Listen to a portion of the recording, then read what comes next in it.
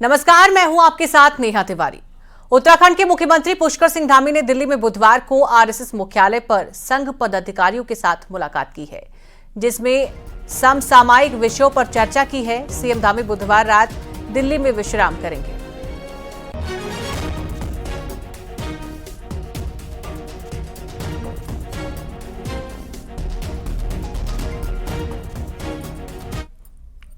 और सीएम पुष्कर सिंह धामी दिल्ली में बीजेपी सांसद तेजस्वी सूर्या और उनकी पत्नी से मुलाकात की है और नव दंपति को दाम्पत्य जीवन की शुभकामनाएं दी है। तेजस्वी सूर्या भजूयमो के राष्ट्रीय अध्यक्ष भी हैं।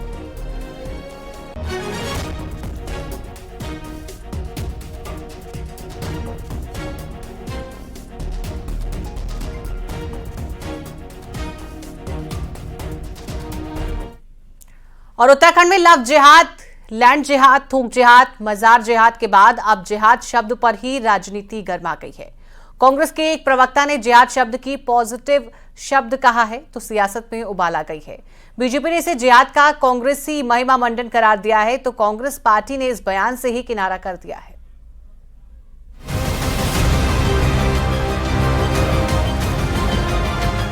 जिहाद एक पॉजिटिव शब्द है। जिहाद का अगर हम अनुवाद करें तो वो है रेवोल्यूशन, वो है चेंज और अच्छे के लिए।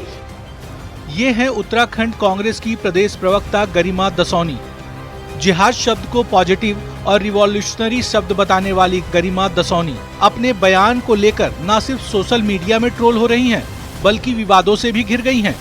बीजेपी ने इसे समुदाय विशेष का महिमा मंडन करार देते हुए पूछा कि क्या वो लव जिहाद, लैंड जिहाद, मजार जिहाद, थूक जिहाद का समर्थन करती हैं। मौके की नजाकत देख चंद घंटों के भीतर ही कांग्रेस ने उनके बयान से किनारा कर डाला। कांग्रेस प्रदेश अध्यक्ष करण महारा ने तो बयान देने से ही इनकार कर दिया। मैं कांग्रेस के नेताओं से पूछना चाहता हूं, क्या जो उत्तराखंड में जो लव जिहाद के नाम से एक षड्यंत्र एक विशेष संप्रदाय के द्वारा चलाया जा रहा है, जिसके तहत तो हमारी बहु बेटियों को बहला फुसलाकर उनको भगा करके उनके साथ किस तरह से उनके द्वारा कुकृत्य किया जा रहा है, क्या उसका उस बात का वो समर्थन करते हैं? वो पार्टी की प्रवक्ता और डिफाइन कर दी है, बकायदा डेफिनेशन दे रही है, तो वो है कि नहीं? अब उन्होंने किस संदर्भ में कहा ये मुझे पूरा पता नहीं है, लेकिन मैं समझता हूँ कि राजनीतिक व्यक्तियों को कांग्रेस का स्टैंड नहीं है, कांग्रेस की ये व्याख्या नहीं है और कांग्रेस को इस पचड़े में पड़ने की आवश्यकता भी नहीं है। उत्तराखंड में बढ़ते डेमोग्राफिक चेंज के खतरों को देखते हुए सरकार एक्शन मोड में है। सरकार ने सबसे पहले धार्मिक प्रतीकों के नाम पर सरकारी भूमि से अतिक्रमण हटाने की कार्रवाई शुरू की तो अवैध रूप से बनाई गई 500 से ज्यादा मजारें इसकी जद में आ गई। इससे करीब 5000 एकड़ सरकारी जमीन अतिक्रमण मुक्त हुई है। बीजेपी ने इसे लैंड जिहाद, मजार जिहाद का नाम दिया। समुदाय विशेष के युवकों द्वारा नाम बदलकर पहाड़ की भोली भाली लड़कियों को बहलाने फुसलाने के मामले सामने आए तो सरकार ने सख्त रूप दिखाया, जिसे लव जिहाद का नाम दिया गया। अब इसी जिहाद शब्द को कांग्रेस प्रवक्ता ने परिभाषित किया तो बीजेपी ने पूरी पार्टी के खिलाफ हल्ला बोल दिया। बीजेपी कांग्रेस से पूछ रही है कि क्या वो लैंड जिहाद के पक्षधर है। बीजेपी कांग्रेस से पूछ रही है कि क्या वो थूक जिहाद के पक्षधर है। बीजेपी कांग्रेस से पूछ रही है कि उत्तराखंड में जो तमाम अवैध मदरसे संचालित हो रहे हैं, सैकड़ों बच्चों के भविष्य के साथ इन मदरसों में जो खिलवाड़ किया जा रहा है, क्या कांग्रेस उसकी पक्षधर है? अब सभी की नज़र इस बात पर रहेगी कि कांग्रेस प्रवक्ता गरिमा दसौनी जो ट्रोल होने लगी है अपने जिहाद को डिफाइन करने के प्रयास में, कांग्रेस इसका क्या काउंटर देती है, कांग्रेस इसका क्या जवाब देती है। कैमरा पर्सन दीपक उपाध्याय के साथ सुनील नौप्रभात, न्यूज़ 18 देहरादून।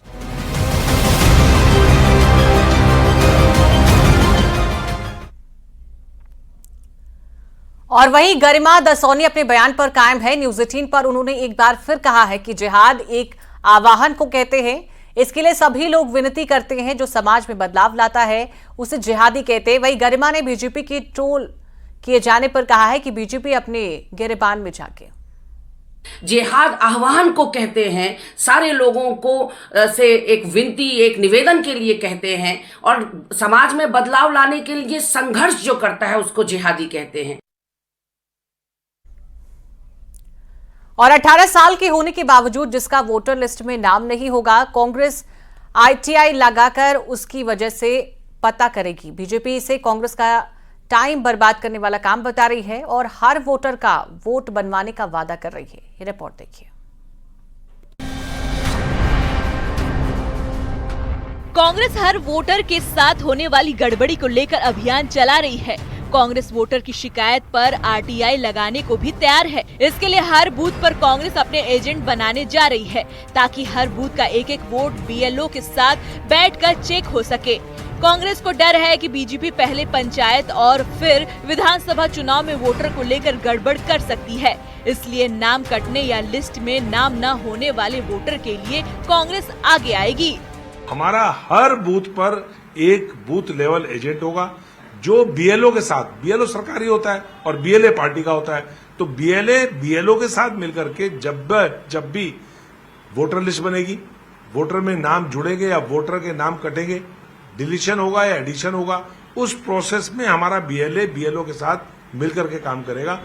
कांग्रेस को वोटर की चिंता सता रही है तो बीजेपी यहाँ भी एक हाथ आगे है। बीजेपी का कहना है कि एक एक वोटर का वोट बनाने का काम हो रहा है और जिनकी चिंता कांग्रेस अब कर रही है, बीजेपी पहले ही उस पर काम कर चुकी है, इसलिए आरटीआई लगाकर कांग्रेस सिर्फ वक्त बर्बाद करेगी।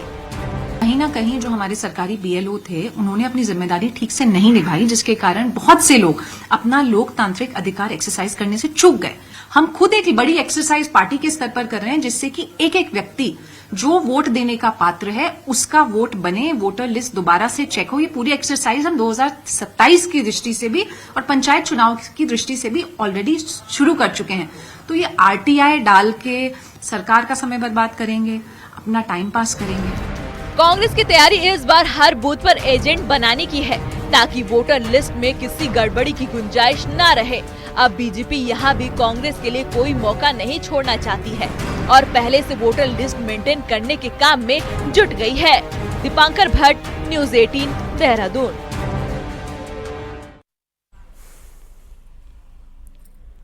और वहीं नैनीताल में हल्द्वानी अल्मोड़ा हाईवे पर बुधवार को एक बड़ा सड़क हादसा टल गया। दरअसल पिथौरागढ़ से अल्मोड़ा होते हुए हल्द्वानी आ रही KMOU की बस का अचानक ब्रेक फेल हो गया।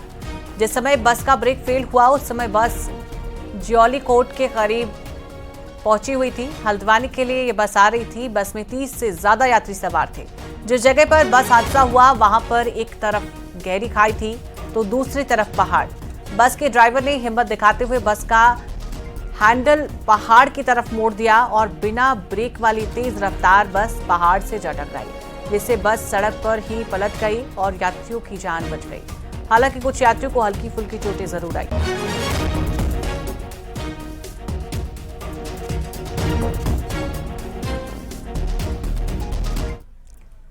और ऋषिकेश में नगरपालिका मुनि की रेती के कुंडा प्रबंधन केंद्र बुधवार शाम को आग लग गई है। आग से काफी सामान भी जलकर राख हो गया है। आग लगने के कारणों का फिलहाल पता नहीं चल सका है। सूचना पर मौके पर पहुंची फायर ब्रिगेड ने मौके पर पहुंचकर आग पर काबू पा लिया है।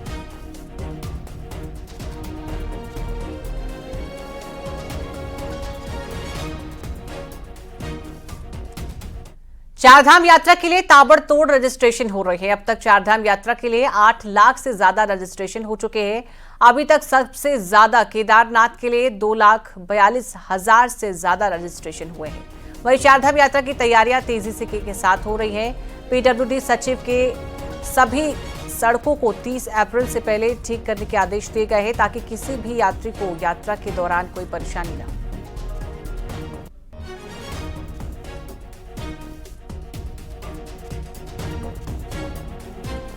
एरिया अगर आप इधर बद्रीनाथ जी के और केदारनाथ जी के रूट पे देखें तो हरिद्वार, ऋषिकेश, छोटी सी होल्डिंग एरिया व्यासी, श्रीनगर, रुद्रप्रयाग, इन सब जगहों पर हम लोगों ने अपनी होल्डिंग एरिया, वहां पर कितने ऐसे स्थान हैं जो कि निःशुल्क सेवा में दिए जा सकते हैं। लोगों का प्रयास यही है कि यात्रा इस बार की सुखद हो, सुरक्षित हो, साथ ही साथ सभी कार्यदायी संस्थाओं द्वारा अपने काम को समय से पूरा किया जा रहा।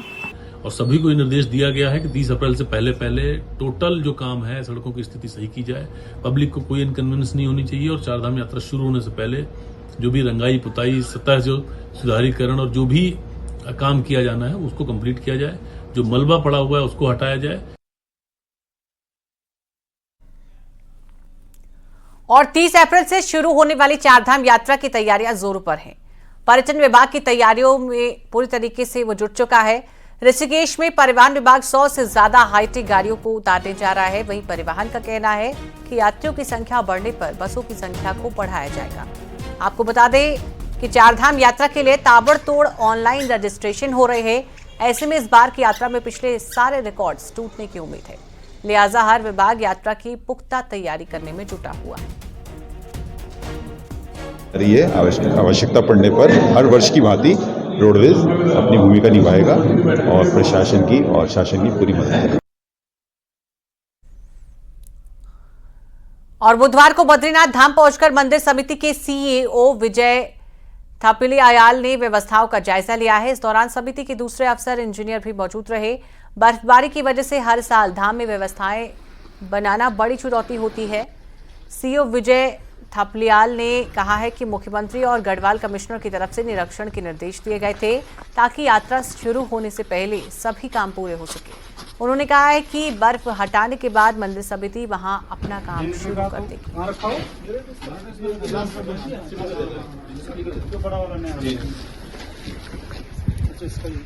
उसको लेकर हम अपने जो इंजीनियर है उनके साथ गए और वहाँ पे हम जितने भी रिपेयरिंग के काम है, जैसे ही बर्फ़ का काम लगभग खत्म हो जाएगा उसके बाद हमारी टीम तुरंत जाएगी और वहाँ पर अपना काम शुरू करेगी। और मुझे आशा ही नहीं, पूरा विश्वास है कि इस बार श्रद्धालुओं को बहुत अच्छे से दर्शन होंगे। और आइए नजर डालते हैं पहाड़ टॉप 10 पर। उत्तरकाशी जिला मुख्यालय के मुखेम रेंज के जंगलों में आग लगी है, जिसके बाद दूर से धुआं उठता नजर आया। दिल्ली हाईकोर्ट के जज के घर मिले पैसों के मामले में अब नैनीताल हाईकोर्ट के वकीलों ने मांग की है कि यदि कुछ गलत हुआ तो कार्रवाई होनी चाहिए। अल्मोड़ा के हवालबाग में सरकार के 3 साल पूरे होने पर बहुउद्देशीय शिविर का आयोजन किया गया, जिसमें जनता की समस्या सुनी गई। धामी सरकार के 3 साल पूरे होने पर चंपावत के लोहा घाट के कार्यक्रम में आयोजित किया गया। इस दौरान बीजेपी नेताओं ने धामी सरकार के 3 साल के कार्यकाल को ऐतिहासिक करार दिया। हरिद्वार के लक्सर के बीएसपी विधायक मोहम्मद शहजाद ने अवैध मदरसों पर की जा रही कार्रवाई का विरोध किया है। कार्रवाई को भेदभाव बताया है। अल्मोड़ा के हवालबाग में विवेकानंद पर्वतीय कृषि अनुसंधान संस्थान ने किसान मेले का आयोजन किया। मेले में उन्नत बीज और कृषि यंत्रों की जानकारी दी गई।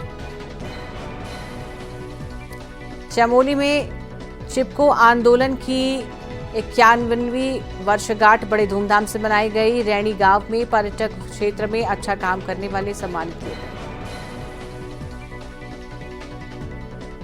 और रुड़की में ऑपरेशन मुक्ति के तहत पुलिस, एनसीसी और एनएसएस से जुड़े स्कूली छात्रों ने शहर में रैली निकाली और लोगों को नशे के खिलाफ जागरूक किया।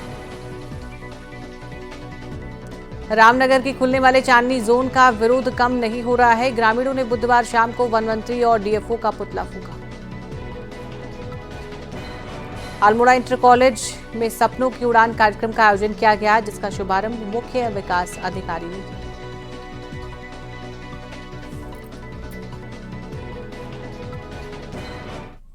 और ऋषिकेश कर्णप्रयाग रेल लाइन से जुड़ी बड़ी खबर आपको बता दें कि कर्णप्रयाग ऋषिकेश रेल लाइन के अंतिम स्टेशन सिवाई में टनल आर पार हो गई है।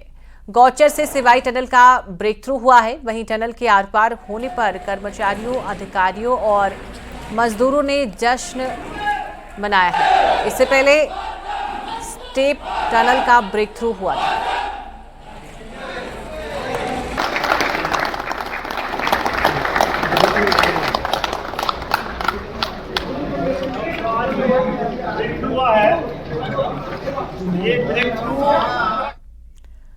और देहरादून के गुलर घाटी के सरकारी राशन गोदाम में डीएम ने औचक निरीक्षण किया है, जहां चेकिंग के दौरान राशन की क्वालिटी फेल हो गई है। वहीं राशन की घटतौली भी पकड़ी गई है। सीएम पुष्कर सिंह धामी के निर्देश पर हुई चेकिंग में डीएम ने पाया है कि अनाज की क्वालिटी में गड़बड़ी थी, जिसकी सैंपलिंग फेल पाए जाने पर कई कुंटल अनाज रिजेक्ट किया गया है। गोदाम में निर्धारित मानकों का ना तो पालन हो रहा है, ना ही रजिस्टर मेंटेन हो रहा है, जिसके बाद विभागीय कार्रवाई के आदेश दिए गए।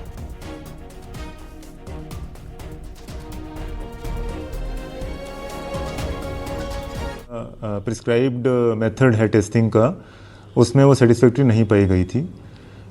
उसकी विस्तृत जांच और रिपोर्ट अभी मौके पर हमारे एडीएम और डीएसओ प्रिपेयर करवा रहे हैं along with all the evidences. और रामनगर की कोसी और दबका नदी में बड़ी मशीनों से खनन किया जा रहा है। वहीं वन विभाग का कहना है कि खनन में लगी बड़ी मशीनों के खिलाफ कार्रवाई की जा रही है और खनन काम में बड़ी मशीनों को लगाने पर कार्रवाई हो रही है। कहीं कभार जो अगर कोई मशीन आ जाती है तो उसको हमारे द्वारा पकड़ा भी जाता है। कई बार हमारे द्वारा कार्रवाई की गई है कि मशीन जो उसको जो लोडर जिसको कहते हैं, वो ट्रैक्टर के आगे लगा हुआ लोडर होता है, उसको ये लोग उसको यूज कर रहे थे। तो मेरे द्वारा कई बार हमारी टीम के द्वारा भी, वन निगम द्वारा भी इसको पकड़ा गया है और कोशिश हमारी ये है कि इस तरीके की प्रैक्टिस ना चले।